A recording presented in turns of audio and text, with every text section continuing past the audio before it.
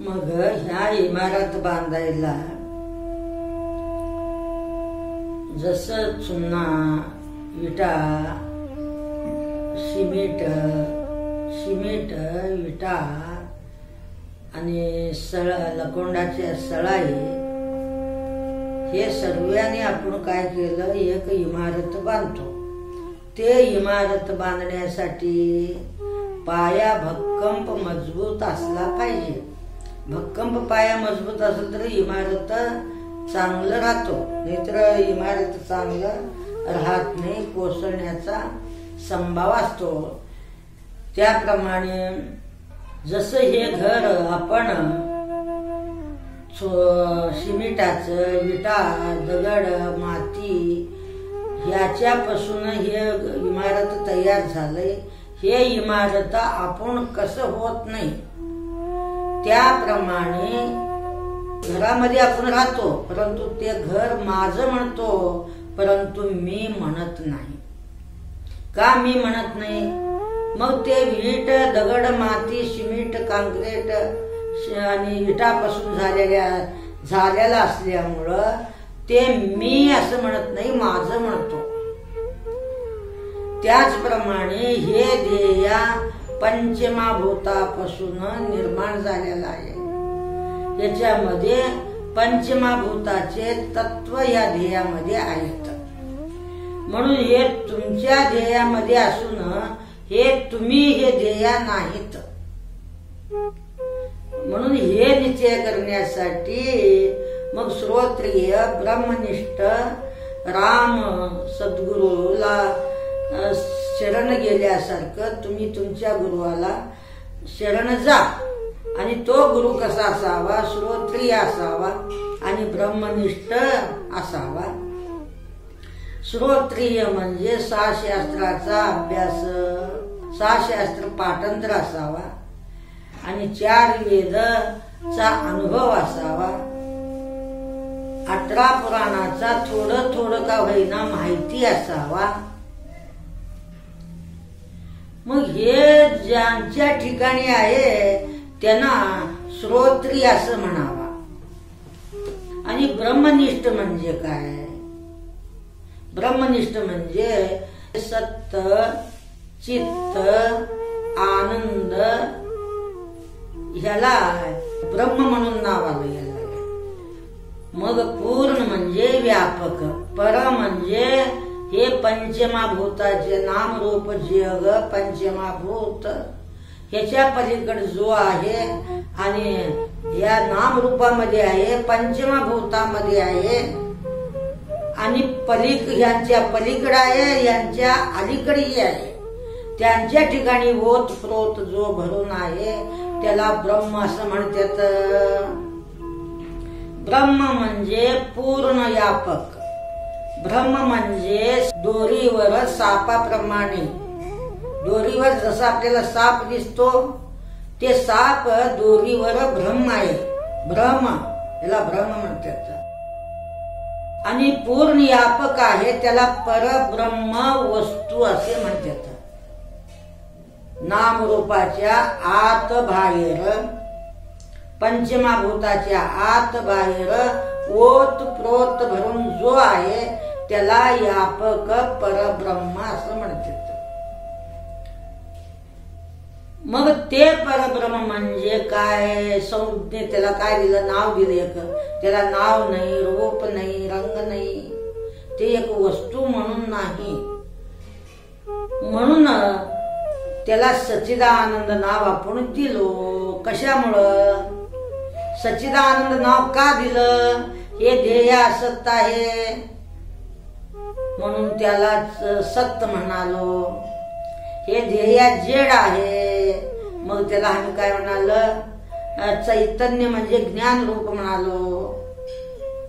आणि हे ध्येय आपल्याला रात्री दुःख देतो, दिवसा दुःख देतो, निरोगी असताना का दुःख देतो. म्हणून हे ध्येयाभिमान जो करतो त्यांना दुःख होत. म्हणून हा ध्येय दुःख रूप आहे. आणि परब्रह्म कसा आहे? सुख रूप आहे. म्हणून ह्याला या ध्येयावरून त्याच परब्रह्माला हे 3 नाव आले, सत्त चित्त आनंद. आणि त्या सत्त चित्त आनंदामध्ये आपण आपलं मन गुंतवा. मग मन गुंतलं ना, मग तुम्हाला ह्या ध्येयाचा तुम्हाला संबंध होणार नाही आणि ह्या ध्येयापासून तुम्हाला दुःख होणार नाही. हे पंचीकरणाचं ठाम निश्चय आहे. आणि हे निश्चय कोण सांगितलं? श्रीराम गुरु श्रोत्रिय ब्रह्मनिष्ठ. संस्कृतामधलं गुजराती भाषामध्ये आला, गुजराती भाषामध्ये मराठी भाषामध्ये श्रीराम गुरु संताची विभूती जगाची कल्याण म्हटल्याप्रमाणे त्यांचं ध्येय जगाचा कल्याण करण्यासाठी आलेला असतो. म्हणून त्याने संस्कृत भाषेतलं गुजराती भाषेत केलं, गुजराती भाषेतला मराठी सोप्या भाषामध्ये त्याने लिहून ठेवले. कशामुळं? म्हणजे जगाचं कल्याणासाठी, जगाच्या हितासाठी. जशी आई बाळाला भाकरी खाता येत नाही, फळं खाता येत नाही, म्हणून आई काय करते? भातामध्ये तिखट वरण तूप थोडं बाजूला लोणचं घालून आई मुलाला कसं घास भरवते, त्याप्रमाणे श्रोत्रिय ब्रह्मनिष्ठ श्रीराम गुरु ह्या जगाच्या कल्याणासाठी हे पंचीकरण सुंदर प्रकाराने आणि सगळ्यांना कळण्यासाठी त्याने हे ग्रंथ लिहिलेला आहे. मग सत्य कशाला म्हणायचं ओ माऊली? असं म्हटलं ना, 3 कालामध्ये ज्याचा भाग होत नाही त्याला सत्य म्हणा. मग हे ध्येय एका अवस्थामध्ये असतो, एका अवस्थामध्ये नसतो. हा ध्येय असत आहे आणि चैतन्य सत्य आहे. मग हा ध्येय दुःख रूप आहे, जागृतीमध्ये दुःख देतो. सूक्ष्म ध्येयामध्ये गेल्यावर दुःख देतो. या ध्येयाला जाच होते. कारण ध्येयामध्ये नाही गेला तर बी ह्याला दुःख होते. म्हणून हे दुःख रूप आहे आणि सद्रूप चैतन्य आनंद रूप आहे. आणि स्व इतर ज्ञाप्ती शून्य, स्व इतर ज्ञाप्ती शून्य हा ध्येय आहे. स्वतःचा ज्ञान नाही आणि दुसऱ्याचाही ज्ञान नाही, म्हणून याला जड म्हणतो. ह्या ध्येयावरून परब्रह्म स्वरूपाला, देवाला, ईश्वराला आणि अघटित घटना त्या चैतन्यापासून हे सगळं होतंय. म्हणून त्यांना नाम रूप नाही, साकार नाही आणि निराकारही नाही. जसा आहे तो तसा आहे. ह्या ध्येयावरून त्या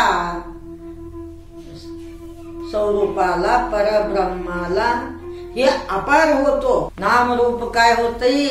अपार म्हणजे नाहीच होतो. म्हणून 3 कालामध्ये ज्याचा नाश होत नाही तो सत्य. 3 कालाला जो जाणून घेतो तो चित्त. आणि परमप्रेमाला जो विषय आहे त्याला आनंद. परमप्रेमाला विषय म्हणजे काय हो माऊली? असं तुम्ही प्रश्न केलं कुणाला तर तुम्ही विचारलं. म्हणजे परम म्हणजे श्रेष्ठ तुम्ही आहे. तुमच्यावर तुम्ही प्रेम करता. कसं?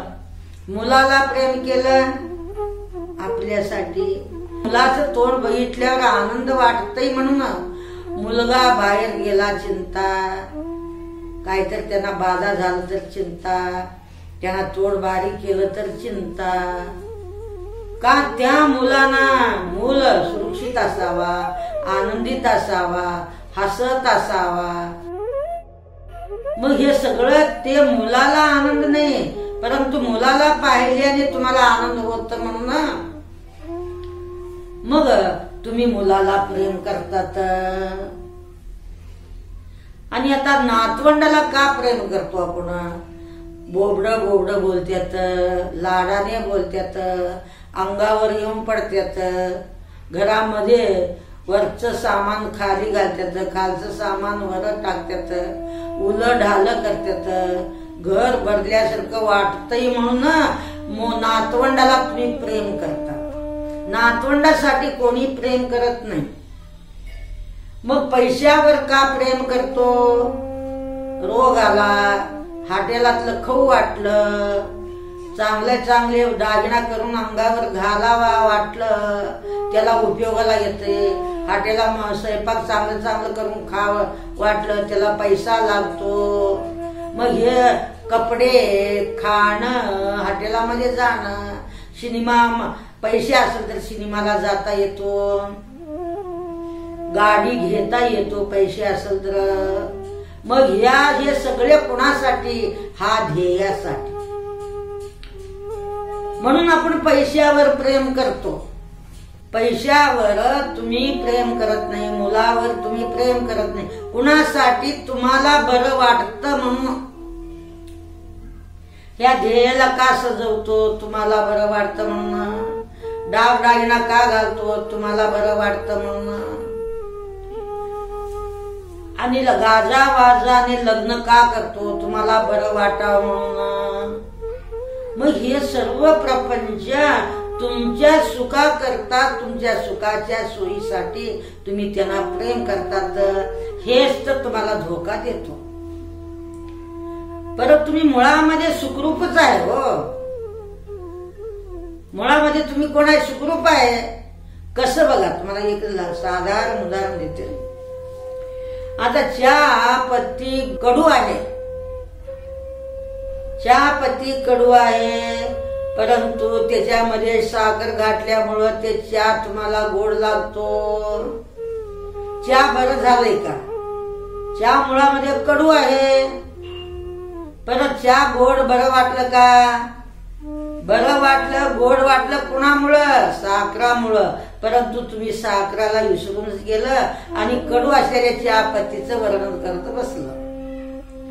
तसं तुम्ही मुळामध्ये आनंद रूपी आहे, सुखरूप आहे.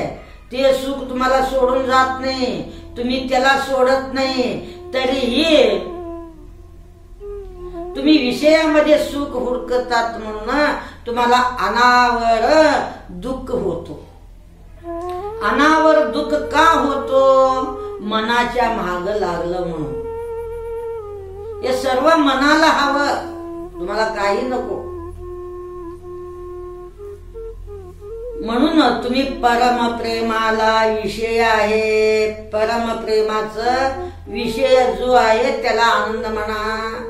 मुलावाला प्रेम करतो, नातवंडाला प्रेम करतो, सुनला प्रेम करतो, बहिणीला प्रेम करतो, बापाला प्रेम करतो, आईला प्रेम करतो, पाहुण्या रावळ्यावाला आपण प्रेम करतो. कुणाला बरं वाटण्यासाठी? तुम्हाला बरं वाटण्यासाठी. हे सगळं जगातले वस्तू सगळे तुम्हाला बरं वाटतात. मग तुमच्याशी प्रतिकूल झालं म्हणजे तुम्ही त्यांचं त्याग करतावर. म्हणून परमप्रेमाला विषय जो आहे त्याला काय म्हणायचं आपण? परम पुरुषार्थ. आणि पुरुषार्थ लोकांचं म्हणणं काय? शास्त्र म्हणतात इंद्रियापासून आनंद होतो. इंद्रियाला आत्मा म्हणतात. खावे, प्यावे, ल्यावे, नेसावे, हसावे सदैव. मग असा कोण म्हणतो? चार्वाक. चार म्हणजे सुंदर, सुंदर वाक म्हणजे वाणी. सुंदर वाणी का म्हटलं शास्त्र सांगा बरं? त्या वाणीने ओम नमो शिवाय म्हणा. तुम्ही ओम नमो शिवाय होऊन जातात. राम कृष्ण हरी म्हणा. त्या सुंदर मुखाने तुम्ही रामकृष्ण पदवीला जाऊन पोचतात. पांडुरंग हरी म्हणा, तुम्ही पांडुरंगाचं स्वरूप तुम्हाला प्राप्त होतो. सुंदर वाणीने, चार म्हणजे चारू म्हणजे सुंदर, वाक म्हणजे वाणी, आणि त्या वाणीने तुम्ही सद्गुरु देवा हे सद्गुरु नाथा म्हणा परब्रह्म होऊन जातात, होऊन राहतात. परत संसारावर ह्या सगळ्या शब्द स्पर्श रूप रस गंध त्या विषयाच्या ठिकाणी तुम्ही सुख हुडकतात, पाहतात. म्हणून ते शब्द स्पर्श रूप रस गंध हे हुडकण्याच्यासाठी, हे जमवण्यासाठी तुम्ही मनाचं संगत केलं आणि मन त्या विषयावर धावतो आणि तुम्ही त्या विषयावर तुम्ही मनाच्या माग धावतात. आणि ह्याचा त्याग तुम्ही करा. मग ह्यालाच चार वाक म्हणायचं. सुंदर वाणीपासून तुम्ही अमृताहुनी गोड नाम तुझे देवा, नाम तुझे देवा. अमृताहुनी गोड, अमृताहुनी गोड नाम तुझे देवा, नाम तुझे देवा. मन माझे केशवा, मन माझे केशवा. काबा नये, काबा नये. सांग पंढरी राया, सांग पंढरी राया. काय करू ह्याशी, काय करू ह्याशी. साक्षात पांडुरंगाने नामदेवाचे पाय चेपत होते. झोपडी वाऱ्याने उडून गेलं तर झोपडी घालून दिले. चार धाम करून आल्यावर त्यांना अंग भरून पेरावा करून त्यांचं बोलावण करून आणि देवाला जागच्या जाग्यावर बसायला लावले. कोण? पांडुरंगाने. प्रत्येक गोष्टी पांडुरंगाने कोणाचं गोष्ट ऐकत होते? नामदेवाचा. तो नामदेव देवासंग जेवत होता, देवासंग झोपत होता. देव त्याला खाऊ घालत होते, तो देवाला खाऊ घालत होता. देव नसेल तर त्यांना करमणार नाही, तो नसेल तर देवाला करमणार नाही. असं त्यांचं इतकं प्रेम होता. अन्योन्य प्रेम पांडुरंगाचा नामदेवावर आणि अन्योन्य भक्ती नामदेवाचा पांडुरंगावर. एवढं असून देखील हे देवा माझं मन का तडपडतो, मग मला समाधान का वाटत नाही, मला सुख का नाही. तुम्ही देवच आहे, पर माझं मन का थांबना, असं त्यांचं प्रश्न आहे. प्रश्न करतात पांडुरंगा. तुझं कीर्तन ऐकायला बसलो ना, माझं मन भटकत राहतो. कीर्तनी बैसता निद्र नागविले. मी कीर्तनामध्ये बसलो ऐकायला, पर कीर्तन सांगायला उभं राहिलं, पर क्षणामध्ये माझं मन, माझी बायको काय करत असेल, माझे पोरं झोपले असतील का, हे सगळं त्यांना क्षणभर येऊन त्यांच्या मनाला धक्का देऊन जात होता. म्हणून हे अभंग त्याने नामदेवाने केल्यात. कीर्तनी बैसता निद्र नागविले. निद्र म्हणजे झोप काढून टाकलो, झोपीला लांब ठेवलो, तरीही क्षणामध्ये येऊन माझ्या मनाला स्मरण देतो आणि किंवा मन जाऊन त्या संसारामध्ये भटकतो. मग काय करा गेला सांगा तुम्ही? तुम्ही समोरच आहे ना. मग तेव्हा पांडुरंगाने काय म्हणते, अरे मी तुझ्या संग जेवतो, तुझं सेवा करतो, तुझं चाकरी करतो, सर्व काय मी करतो, परंतु तुला तू जाणून घे, तुझ्या स्वरूपाला जाग. अरे पांडुरंग वेगळा आणि मी वेगळा म्हणतो. द्वैतम भयम भवती, मी वेगळा आणि तू वेगळा म्हणायची हे भावना आहे रे तुझ्या जवळ, म्हणून तुझं मन थांबीना. मग हे ज्ञान मला केव्हा होतो हे पांडुरंगा? कीर्तनी बैसता निद्र नागविले, मन माझे गुंतले विषया सुखा. सांगा पंढरीराया काय करू याशी, काय करावं या मनाला? हे मनाला थांबवणं म्हणजे तुझ्या स्वरूपाला तू जाण. मग मला सांगा ना, तुला धन देईन, द्रव्य देईन, घर देईन, शेत देईन, तुला कलावंत करेन, परंतु तुझ्या मनाला थांबवण्यासाठी तुलाच तू पाहिलं पाहिजे. तुझा देव आहे तुझ्यापाशी, परी जागा चुकलासी.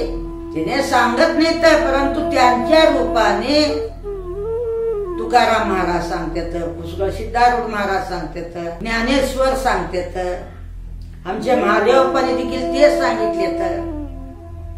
मग तुझ्या स्वरूपाला तू पाहण्यासाठी माझ्याकडे येऊ नको. मग तुम्हाला मी नेहमी सांगते, काय सांगते?